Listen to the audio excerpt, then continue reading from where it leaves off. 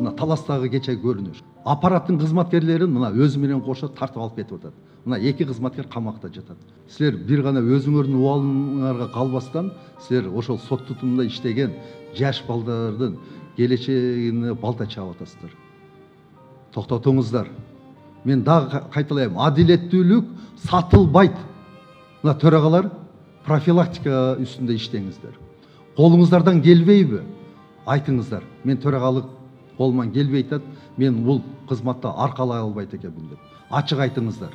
Убакытты кетирмеңиздер. Кыска убакытта экинчи мынанда ошогон жат көрүнүштөр болбосун. Мени жаман көрбөңүздөр.